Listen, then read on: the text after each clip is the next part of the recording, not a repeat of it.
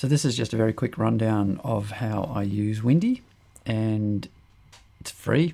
I'm on a paid version. I have no idea how much it costs, but the advantage with the paid one is that it gives you hourly predictions for through the day, and the other non-paid one is 3 hours.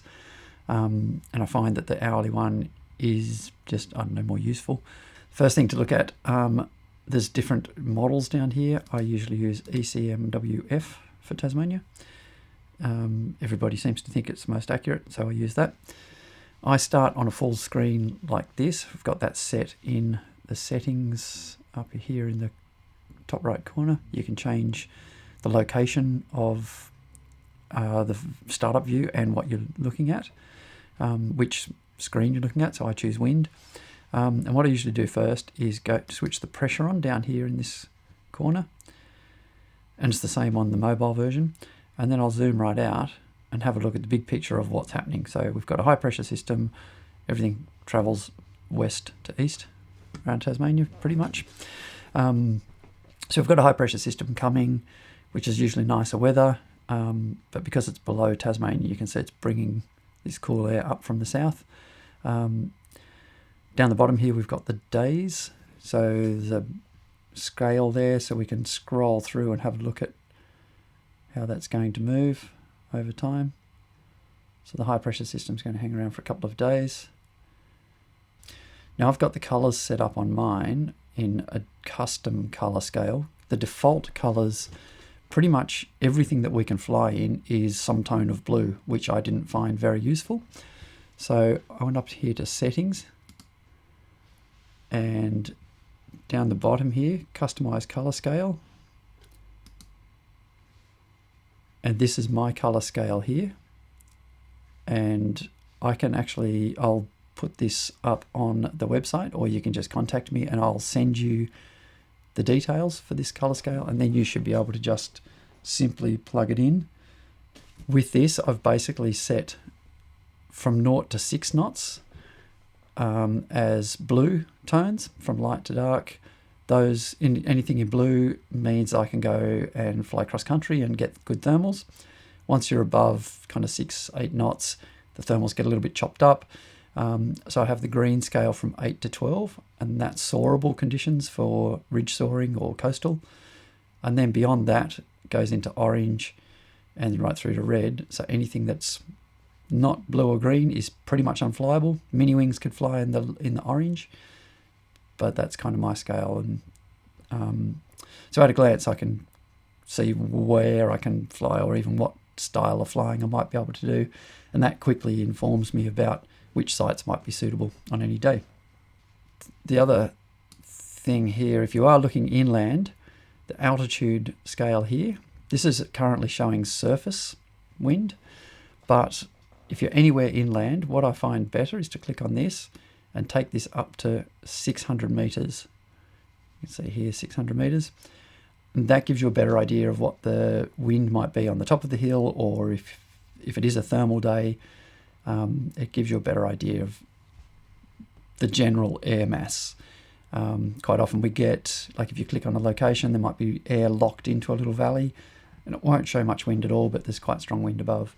But we'll see that in a minute anyway when we start looking at SKUTs. But with this, you can scroll right up through the height range. So it's actually quite still until we get up to 9,000 meters, and then you can see it's very strong up above. I'll come back down to 600. Now over here, there are the different things that you can look at. And if I get rid of that, it kind of takes all those out. So if you click more layers, the default set of these has, I don't know, like CO2 and all sorts of things that you don't need. So you can go here to arrange layers, and if you click on that, these all shake like a phone, and you can drag them in and out of your favorites list here. So I'll click done. So the ones I have there, you can see radar, satellite, those are good to check. If you're on the day, you want to kind of see where the cloud is, or what's happening. It's actually quite interesting to watch the cloud change through the day. The radar, so you can see if there's rain coming. Wind is the standard one. The rain is a prediction of rain. So I know there's not much today, but I think if I go through to next week, it gives you an idea of how much. And down in the bottom corner, bottom right corner, it always explains what the color is that's being represented on the screen. The next one I have is thermals, which probably won't show much at this time of year, but this gives you an idea of how high the thermals will go. It's not an indicator of strength. That's something that we have to figure out ourselves, which I'll show you in a minute. Then I have all the different cloud levels. So I have high clouds, medium clouds, low clouds. From this you can get a pretty good idea of how much sun there's going to be on the ground, and that might affect thermals.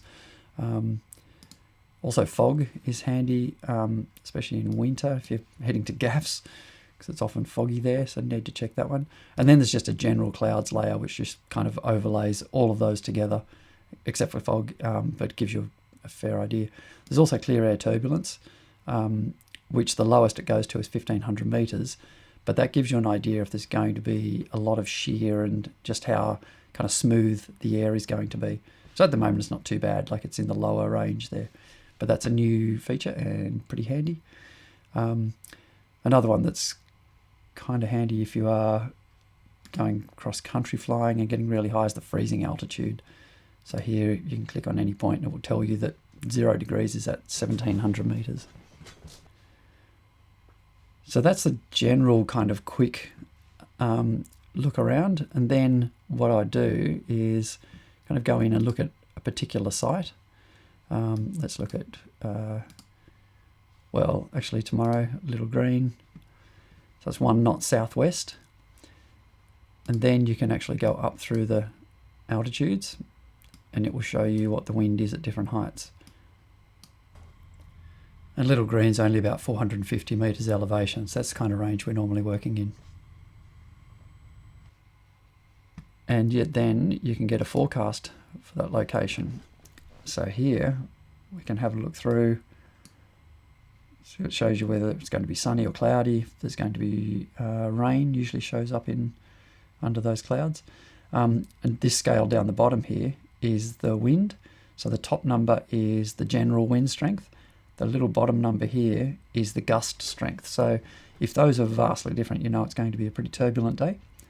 But 10 to 19, 13 to 25, they're not too bad, like it's a bit gusty. And there's actually, you can tell more from the SKU-T, which we'll go through in a minute. The other one that's good is the airgram. Oh, there's also a meteogram, which just shows you clouds and temperature and how the temperature and cloud heights will change across the days. So clouds is down the bottom section here, wind is in the middle, and then the temperature is here. The interesting one is the airgram, which for any time, so we're looking at the daytime here on Saturday, for example, shows you where the layers of clouds will be down here. And then the next scale up is the wind. So it shows you the wind strength and direction up through the layers of air. So these little arrows are the wind barbs. So a short barb is 5 knots. A long one, like on this one here, is 10 knots. So this one here would be 15. Up here is 30. And the triangle is 50 knots. So then up here we're up to like 60 knots there. 65 on that one. So we hope to never see those down here. And then the real power in this comes from reading the SKU-T.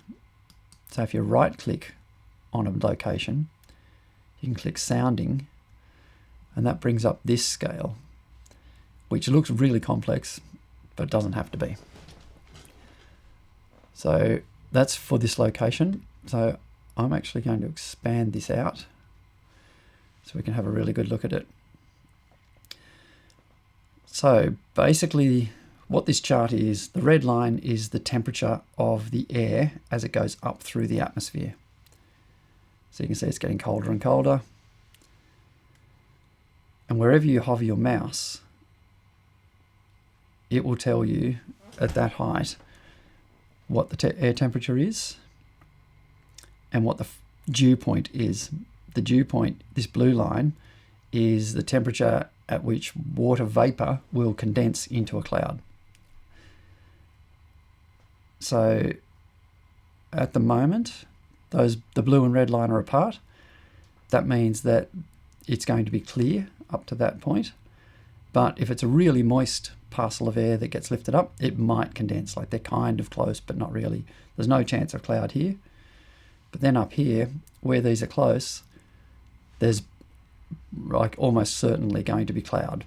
If they're touching, there's definitely cloud, and usually rain if they're touching. But that's just a lot of cloud from, if you go have a look over on the left here, this shows you the altitude that wherever your cursor is. And it even has a grey scale here on the left to show you where the clouds are. Over on the right-hand side, we have the wind strength at different heights. So you can see right down low. So up to, we're at 1,000 meters there. It's 6 knots from 220 degrees, so kind of southwest. Right down low, the circles mean zero wind. Just up above that, it starts to get stronger, 11, 12, 13, 14, 15. So it's a doubling in strength over, if we go from 1,350 meters there, on the left we can read that, up to 2,000 meters. So over 700 meters it doubles in strength, which isn't too bad. Where it does cause a problem is when that changes really quickly. There's a lot of, that means it's a shear layer. And the areas where it has to change direction, or change speed or direction quickly, so you can tell from those barbs that they're all heading generally the same direction. Sometimes you'll find these barbs pointing completely the opposite way or 90 degrees. Where that happens, I like to use the sponge cake analogy, that the bits where the change is happening quickly is like the cream in a layered sponge cake. So the sponge parts are really nice and the cream is just messy. The air has to mix and roll around. Also call it the ball bearings. It's where everything has to lubricate between the two different layers. So everything's mixing and rolling around to try and allow that to happen. So we've got the red line going up. You can see here that it goes to the right. That's called a ground inversion. I'm just going to check what time we're on here, time of the day. So we're at 5 p.m. Let's take it back to midday or 1 p.m. Expand it out. So you can see here that it's sloping to the left, and then it gets a bit steeper, and then it slopes back to the right. I'm going to keep this really simple. So these grey lines projected up here, and you can see wherever I put my cursor, there are two lines projected from below it. There's a green dotted line and a grey line. So the green dotted line to the right is the standard cooling rate of air as it goes up through the atmosphere. All things being equal, that's what it would normally be. So anything flatter than that, like this little red line down the bottom here, that means the air is unstable. So it will rise quicker than normal. And that's what we want for thermal production. Like those sorts of days cause good thermals. But you can see that that only happens up to 600 meters. And then the next part of the red line is steeper than the green dotted line coming down from it. So that means it's slightly stable. So that means that any thermals that come up will slow down until they hit this line here, the red line going out to the right, and that's called an inversion. So the air goes basically, doesn't cool down, and sometimes even warms up. If that's really, really flat out this way, the air can even warm up as it goes higher. So that means that thermals basically won't go any higher than that. They'll get to that point and then the air gets warmer above it, so they don't want to rise anymore. So from this green line, you can see it projecting down to the baseline. The baseline is the temperature. So here's 0 degrees here. So this is the air temperature at ground level. So this day it's going to be 10 degrees on the ground. If I hover up here, I can look down at the bottom corner of the green line, and say if it's 11 degrees, so ground temperature is 9 or 10 degrees. If a little pocket of air somewhere sheltered got to 12 degrees, it might break off and rise up to this point on the red line, which is at 1600 meters. But the reality is in winter, we might only get a couple of degrees above, which means it might only get, so that's 11 degrees there, and it's a 9 or 10 degree ground temperature. That means it might get up to here, to this point, which is 1200 meters. And then it will stop pretty much. So this is where you might kind of expect to get to if you got a decent thermal. So the other grey line that's going down to the left, you can see there it's projecting down. If we line that up with the ground blue line, where the blue line touches the ground, this is the height at which clouds might form, where it projects from here up on that angle to meet the red line. If there was any condensation that wanted to condense, or vapor that wanted to condense, it would be around about here. So this is cloud base, which you can see over on the scale here on the left. That's about where the cloud's going to be. And there's also a chance of, you can see here, a chance of a little low layer of cloud and possibly fog. But this is the main kind of cloud depth here. But it's not heavy. If that was dark grey, it would be really heavy overcast. So that's kind of the important things to know. The flatter this red line is, the more active the air is. If it's steep, it's quite stable, and like the thermals will be reluctant to even start, and they'll stop at a certain height. And basically, where this line goes out to the right, not much can get up above that unless it's really strong. So you can see if we look back down along that dotted green line, if the ground happened to get to 17 degrees, it might get up to this point. And to get above that would have to be ridiculously hot. So that's not going to happen. So let's get out of there and go to somewhere nice and warm. Let's go to Arizona or somewhere. Let's go here in the States. And we have to, for their daytime, we have to put ours at, like this is our local time. It's at 12 o'clock. So if I have a look somewhere here, and I click on the sounding for here,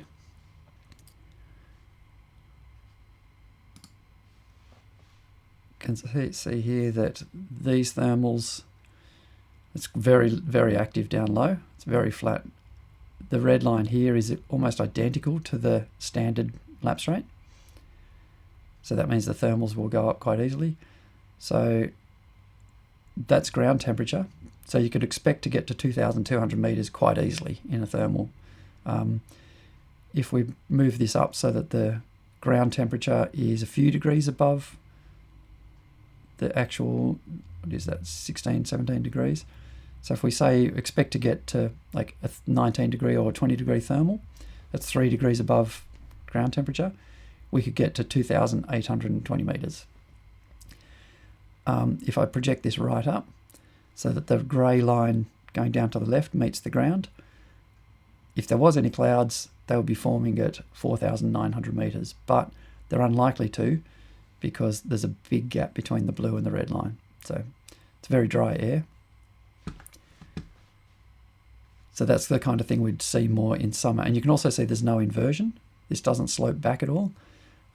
So these are the kinds of days where in summer this can overdevelop because there's nothing to stop the thermals from going up. Sometimes this red line will just continue up at this angle right up high, and those are the days we get big thunderstorms because there's no inversion to stop the thermals from continuing to grow. Oh, the other cool thing which I didn't show you is when you bring up the skew T, bring the sounding, as you scroll through time, the skew T changes. So you can see the clouds forming at different times.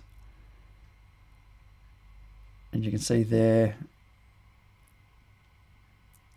if I keep going, so there's a ground inversion at night, which means there'll probably be fog.